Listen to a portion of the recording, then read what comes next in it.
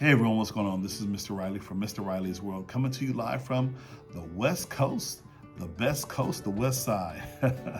Hopefully you're doing well wherever you are. So I get a lot of questions in terms of, me being an early childhood special educator within the Los Angeles area. Questions regarding how do I connect with my students, especially if they're nonverbal or pre-verbal and really don't have the language or communication skills that is necessary, that we take for granted. Like right now, I'm speaking to you right now through my camera. And so in this video, I just want to share some of the strategies that I use in my classroom with my students who are on the autism spectrum. And one of the strategies that we use visual schedules in my classroom to help the students understand what's coming next throughout the day. And as you can see right behind me, you might be able to see some of the visual schedules. So let's just go ahead and hop into this video right now.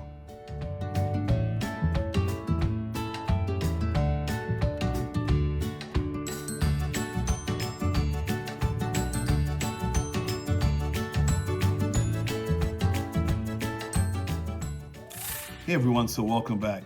If you're new to the channel, my name is Mr. Riley from Mr. Riley's World, and I am an early childhood special educator within the Los Angeles area. The students that I teach are ages 3 to 5, and they're on the autism spectrum. And so I get a lot of questions from some of my family and friends just in terms of how do I teach my students who are nonverbal, pre-verbal, or learning how to speak, or what we call having emerging language. And so the best way that we use to navigate our classroom is by using visual schedules. And so as you can see behind me, there's a visual schedule. And so we'll kind of walk you through what happens when the students come in. So let me show you how we use visual schedules in my classroom. So from the very moment they come in the classroom, we take their name, we'll give them their name, and we're gonna walk it over to their visual schedule. And we'll just simply put their name on the visual schedule right here. And let's just say right now we're gonna wash our hands. So we'll take the hand washing icon, put their name, and then we'll go over to the larger area, the larger icon, and we'll just simply match. And we're using a lot of words just to get our students to understand what we're doing. So we're matching, and then we're washing their hands. And once they finish washing their hands, we have another icon with their name on it. And we're just basically telling them to go back over to their visual schedules. So I have this name here, and we'll place it back on our visual schedule right there. And right now we're gonna go over to our morning meeting area. So we'll just simply take this icon here and walk over to our morning meeting area. And we'll place it right there. And now we're sitting in our morning meeting area. Now, the chairs are up because it's the end of the day, and our custodian is gonna come and mop our classroom.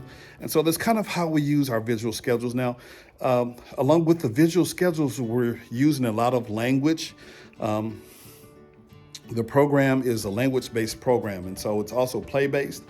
And so we have the different centers in our classroom, but we're using language all day to kind of help the kids understand what they're doing, just to kind of give them a sense of what's happening in each of the areas. So we have a speech and language assistant in the classroom, we have a special ed assistant, we have a behaviorist, and of course, you have myself, the teacher, in the classroom. And so that's kind of how we use, how we communicate to our students in our classroom. And it's a wonderful opportunity for the kids to gain language. And the goal is, if they're not picking up the language now, maybe within a couple of months or even the following year, they're going to begin to understand the routine. And so by process of using the same words every day, they'll begin to pick up or even use sign language or word approximations during the course of the day or during the course of the school year. So it's not a one-time thing. Students on the autism spectrum need that repetition to kind of understand what's going on in their world. And so by doing this every single day, using the visual schedules, that's going to help our students understand what they're doing throughout the day and in each of the different centers that we have in my classroom, all right? So if you found some value in this particular video, go ahead and do me a favor. Go ahead and leave a comment, or subscribe to my YouTube channel. That way you will be notified anytime I drop a brand new video. And as always, thank you for watching, and I will see you in the next video. Take care.